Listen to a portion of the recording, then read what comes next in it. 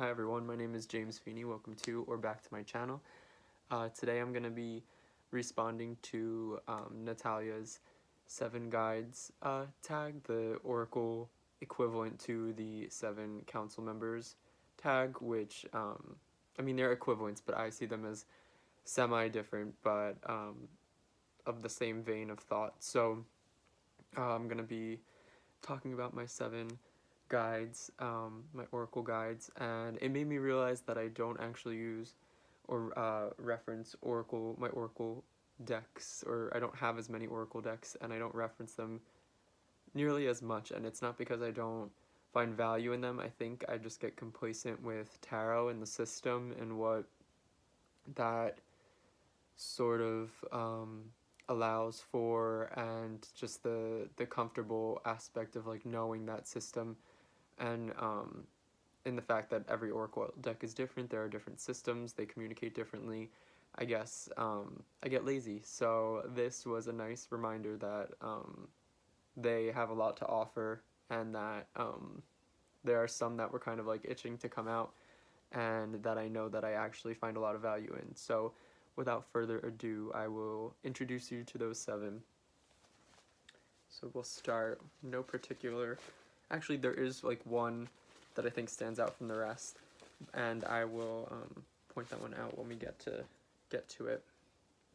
So we'll start with the Supra Oracle, and I'll try to remember to link everybody and all artists and everything down below, just because I don't recall the names of everything. So, oh, my dog's right here, sorry. And he just sneezed.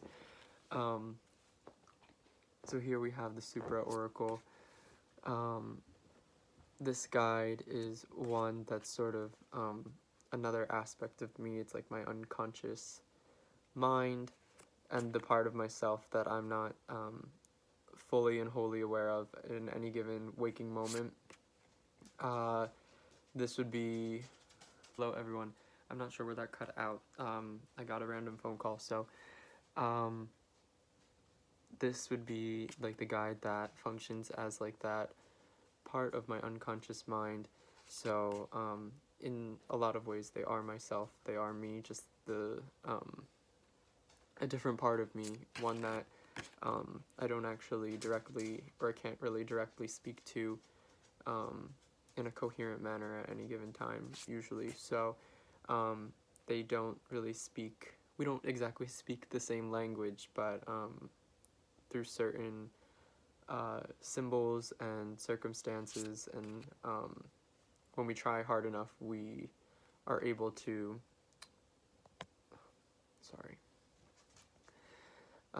scam calls are the worst.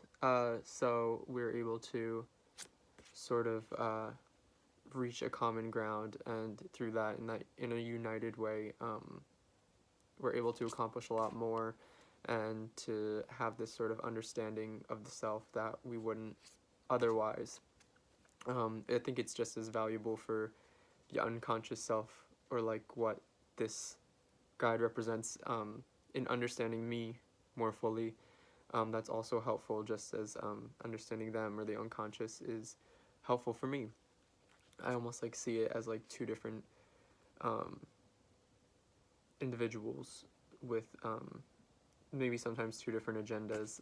So that would be this guide, and this would also be kind of like where we're able to find some common ground.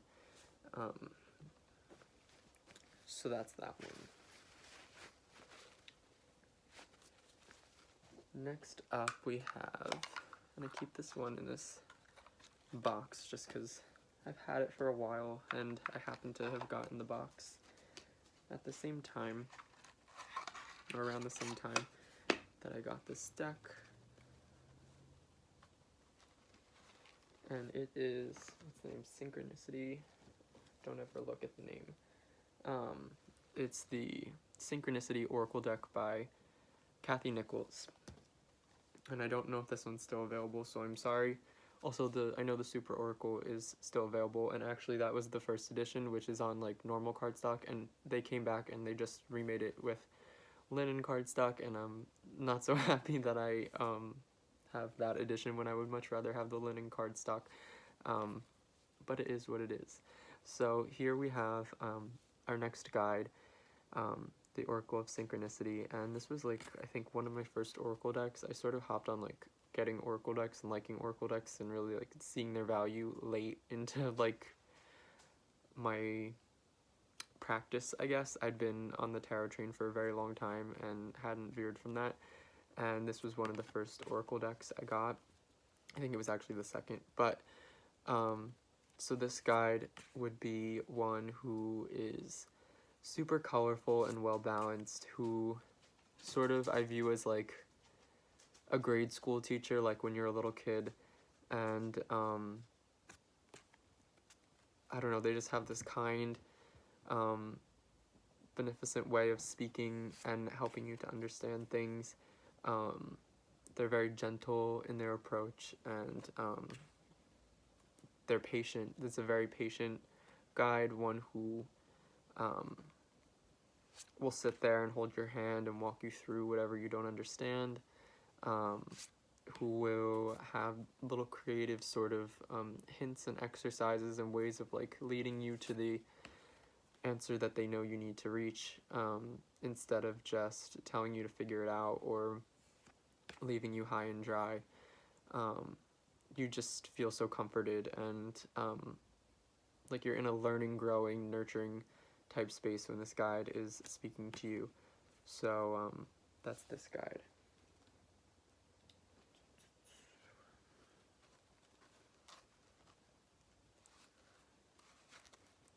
I also really like this one, the Synchronicity Oracle, because it's really well balanced. There's like terms like blocked and sadness and loss, but as well, like along with those positive terms, so it's one that I could use almost in place of tarot. It's balanced and it has like that sort of divinatory type way of speaking that not all Oracle decks are designed for. Like I couldn't really use the Supra Oracle in the same way that I would use tarot per se, but this the Synchronicity Oracle I very much could. So it's almost like it's comforting in that way as well. Next we have, and I know I do not know the name of this, I think it's like the Witch's Oracle. I know it's by Patrick Valenza. These are the backs, which I find so entrancing, interesting. Most of the, yeah, they're all horizontal, right? Yeah. So this is the Witch's Oracle, and there's a really awesome PDF online, and actually that adds so much to it. It's not that you can't understand it without it, but and you can't read it intuitively, but the PDF just adds so much to the experience. So, and this is a guide who is very illuminating and funny at the same time, but not who calls you on your own shit, but calls out things that you thought were something and they really aren't. Sorry, I'm gonna adjust the camera angle a tiny bit in hopes that it helps. Okay. Yeah, so like a lot of these cards I've found are like the scenes look one way and you have this preconceived notion based on like the appearance, and the guide will, like the actual guidebook or PDF will tell you that it appears the way that you think it appears and that it's actually not the case, and that there's like the opposite going on, or like things that look nice, cards that look a little bit more friendly, are actually the more nefarious ones at times, and then ones that look super horrible sometimes have like these really redeemable, wholesome type tales and meanings. So this one you can use kind of more like divinatory, but it's also like, I don't think you would pull many cards on a given thing, and I just sort of like this art style. It's like very simple and like lacking in color, but it's so like rich in expression. So I think that this guide is super expressive and one who's able to see the truth of things, who can look past the cover and see deeper, and I find a lot of value in that. And also you might get a little bit of a laugh out of this one, which is never a bad thing.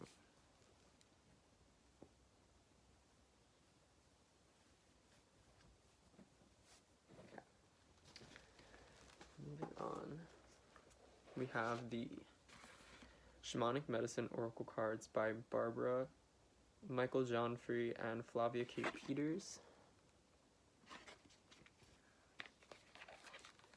Again, this one has a really awesome guidebook that I find imperative. I find Oracle decks, it's a lot easier with the guidebooks just because the systems can be so specific, and you don't always get keywords that really allow for so much jumping off, although this one kind of does. And so, of course, it's very shamanic medicine, and sort of intimates that it is dealing in healing of some sort, which it is. It's very much about like seeing your greatest potential. So as a guide, I would see this one as like perhaps like an older like man of the wilderness who has the best intentions for you, and who like sees you, and you don't think that anything is necessarily wrong with you, although you might not be in the best place. You just kind of feel bleh, but it doesn't register that something's like you aren't entirely well, or that you could use help of some sort. And he recognizes that you do, and that you always will probably need some to be healing and nurturing yourself to some capacity, and he's very good at understanding in what ways you need that or require that. And so and he's very just like kind and fun and gentle, and he'll be like the kind of person who just brings you in with like this warm embrace, and will send you home with instructions on what you need to do. There'll be no guesswork, and you will see results based on what he has to say. And it's not super difficult to understand the way he speaks, although he kind of speaks in non-traditional terms. It's not so cryptic that you're left wanting and with like a lack of understanding. So he is very easy to understand in that way. So this guide was just, yeah, one who's like always helping you with that healing, and alerting you to the fact that yes, it is a constant journey that doesn't actually end. There is no end point, and I think that that's really valuable. So that's that guide. That was number 4. Next up, we shall do this is the Labyrinth Oracle by Kathy Pullen and Walter D. Pullen. Well, the Labyrinth Oracle cards for the spiritual path. These are the backs, and it has like the title and the authors. Down here, Kathy Pullen did the artwork with colored pencil. It took her like a long time, and Walter D. Pullen is the author of this deck, and also Kathy, on her shop where you can buy this on Etsy, makes bags, and the bag came with it, and it's really nice, like awesome quality bag. Just thought I would throw that out there. So you can buy bags independently of the deck, so that's just nice. It's a really thick Oracle deck. I believe there's over 100 cards. I know there's at least 90 something, but I think it's over 100 cards. It has its own system, a very, very, very extensive, detailed PDF guide that I think is like invaluable in terms of this deck, and you can tell that a lot of work was put into it. A new version was released not that long ago of the PDF, and I mean, I thought the first version was awesome. The second version's even better. So yeah, I'm sorry I'm raving about this. I just think it's a very ingenious concept and way, an Oracle deck just of its own kind. I love it, and I don't think I've even scratched the surface. So yeah, there are suits, and it's all about kind of taking place inside of a labyrinth and using that as a way of understanding. I particularly like, I know in the guide there was sort of this like analogy to a labyrinth being something that wants you to reach its center, just because it is sort of like a spiral, and there is one way, and it's leading you toward that center point, whereas a maze is meant to deceive and doesn't want you to reach its center. You're meant to sort of be struggling the whole way, where a labyrinth is actually just walking around and around and leading you and guiding you to that center point. And I really enjoy that concept. So yeah, in that way, it is very much a guide. I think that it's, yes, it helps you reach that center point, sometimes a little bit too quickly, actually. And it can be a little bit jarring. So as a guide, it'll whip you, like, off your feet and, just, like, deposit you into this, like, center of, like, the crux of the matter and what's at the heart of things. So you have, where it is like, as far as a suit, you have the number, yeah, there's over 100 cards, and, a keyword, so you can read this intuitively. I mean, there's the picture alone, which helps, but then, the keyword is really awesome, and I forget, but I think these have to do with, like, bricks that sort of, like, add up to certain components of the labyrinth itself, but I would have to double check. And a lot of the imagery takes place inside of the labyrinth and has to do with certain aspects of the labyrinth itself, or things that you might face in the labyrinth. So the narrative aspect is really helpful. So yeah, this one's just super comprehensive. There's a lot to say. Super chatty, this guide, and extremely direct, sometimes to the point where you kind of have to take a step back and just say, like, hold on, slow down, that's a lot right now. And so I wouldn't always go to this guide for everything. Sometimes I guess if I needed something in that moment, I needed it snappy, I needed it served up right in my face with no fluff, this would be the guide. But I have had times where it was just too much all at once, like for things that are just very emotional and charged, and I wouldn't go to this guide unless I was really ready to hear, like, the most blunt answer. So if I know that I'm not ready for that, and that that's not what the space that I'm in, then this is not the time to speak with this guide. But otherwise, it's really awesome, and it's taught me quite a bit about myself, and I guess how I view ways of viewing sort of just narratives in life and the world itself. Yeah, the labyrinth is just such a cool concept. So that's this guide.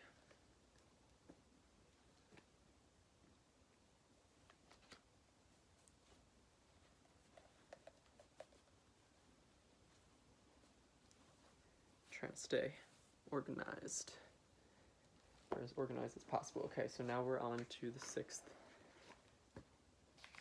And we had the Anima Mundi Tarot, and by the same creator, we have the Nocturna Oracle. Hopefully that's focusing. So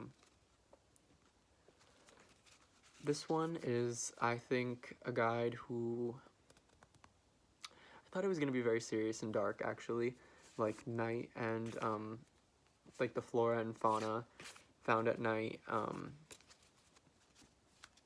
and like encountering them in the dark, but it's not, to me, it doesn't feel like that actually at all. And I find that I will pull cards for, like, my friends and I when we're doing stuff at night, like maybe going out to bars or just hanging out in group settings, and like pulling a card for, say, like each person, and the energies of the night, and maybe like what is, like, where we're currently standing. I think these are really great in terms of, like, say, pulling a card for yourself to see, like, where you're at for the day, or what. You could even pull them weekly or monthly to kind of see, like, what the energy is to come. So these are really good as far as, like, almost archetypal, but very non-traditional and fun.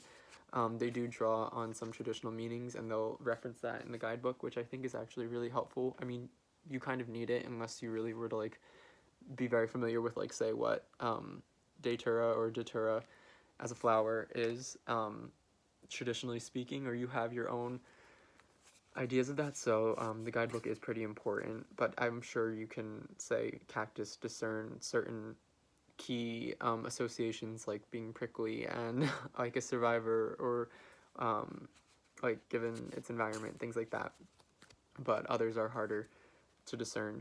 but it is really fun, like, just seeing what you get, and sometimes it's funny, like, you get the slug, and I've gotten that, like, a bunch of times, and I find it to be so funny, and then some are just really poignant and helpful and empowering,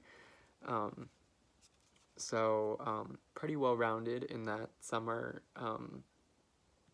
more benign and positive, while others are more constructive, and not foreboding, but they offer not just like those whimsical, fun aspects. So there is that aspect of like self-reflection. So I would just say that this is like, this guide is a friend who has a really good radar, or like is really good at calling it how it is, I guess, or just like when they meet someone, they have a really good a good sense of who they actually are. So there's no getting around their they perceive it all, especially as far as people go. So it's a very social deck or guide. Yeah.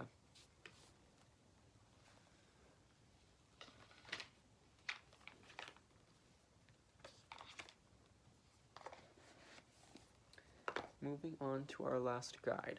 Now this is the one that gets the top spot, and I've seen this in like pretty much anybody that owns this deck, I think, has like mentioned it in, or will mention it, or in their guides. I think it's really hard to avoid, and it's so of such a magnitude in its art and power that, yeah, I think we all who own it have something, like, reference it in some way.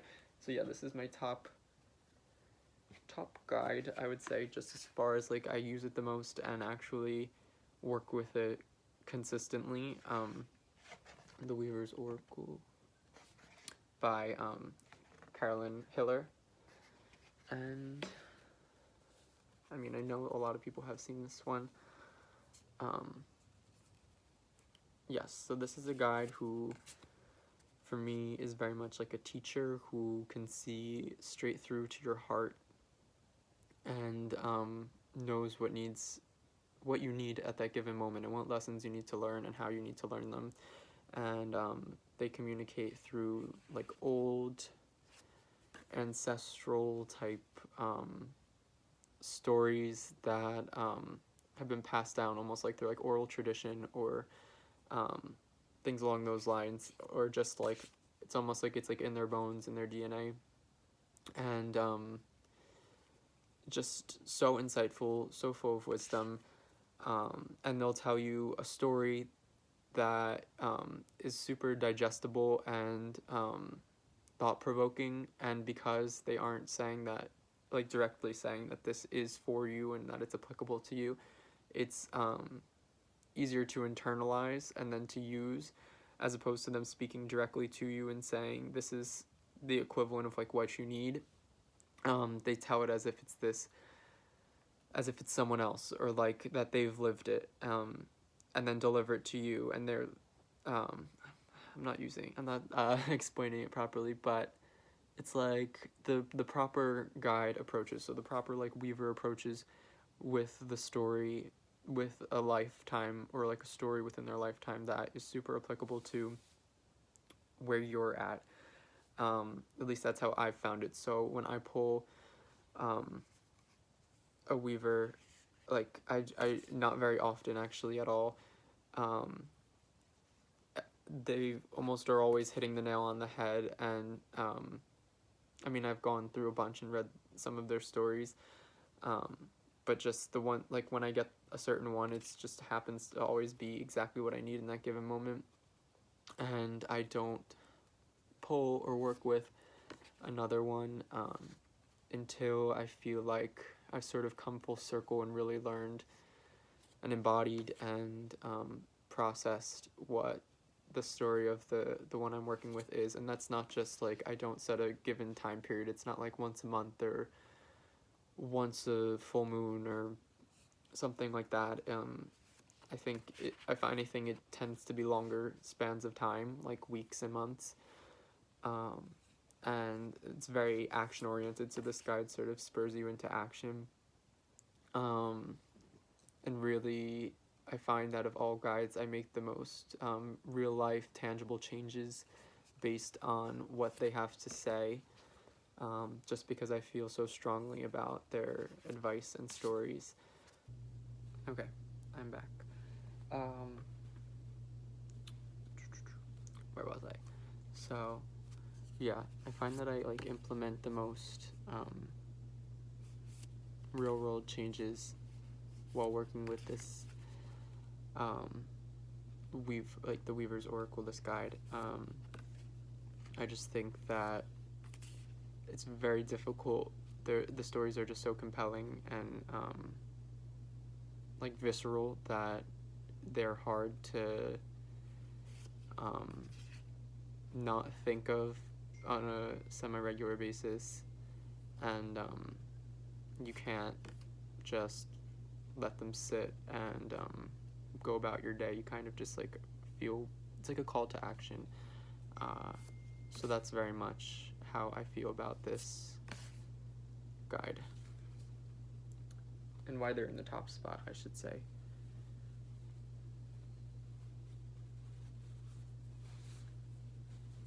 And I know that the Weaver's Oracle is all women, but that's never like, I don't know, it doesn't really feel as though that's an impediment of any sort. I did hold off for like a little bit in the beginning just because I wasn't sure I'd be able to connect with it, just because it seemed like, based on what I previously saw, it seemed like the femininity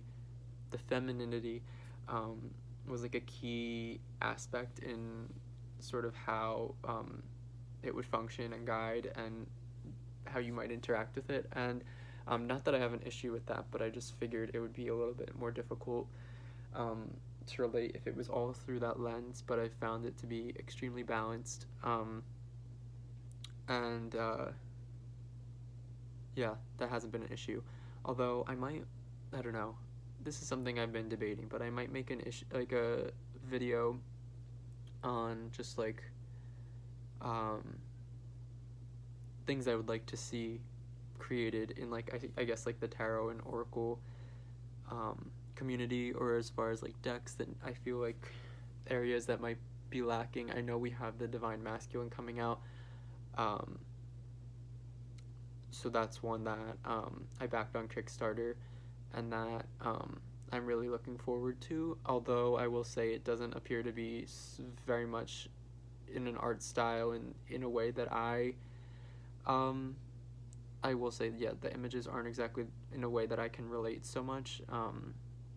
Just the portrayals are not exactly how I would like to see, say, like an actual like Divine Masculine deck, and I don't mean any offense, it's done beautifully, but yeah, there are just so many like goddess decks and Divine Feminine, and it's so awesome. I love seeing that. And I have a ton of like goddess, Divine Feminine decks, and I enjoy working with them. But there are times that I would really like to like have a masculine counterpart, and I know that I'd have like decks that sort of feel a little bit more masculine or just kind of have that undertone, but there's never really many or any that are super explicitly directed to fit that mold, or like made in that image and for that purpose. And that's just it's not a shame. I mean, it is a shame actually. So I guess that's its own video. I don't know why I felt compelled to speak on that now. But those are my guides, my 7 awesome, wonderful guides. And I will be back shortly with the wrap-up video. I already have the wrap-up video portion done for the council members, so I just got to do the ones for the guides, and I will be right back with that. I'd like to get that done just while it's all fresh in my head. So thanks for watching. I'm sure I'll see everybody here soon for hopefully some more videos to come. These tags have been a really awesome way for me to sort of feel like I have some direction in making videos, and having like a purpose in responding, as opposed to having to sort of synthesize an idea and then figure out how to go about bringing it into form. Sort of just having this structure and then just having to fill it is a lot less intimidating. So thank you, Natalia, so much for that. I'll see you guys soon. Bye.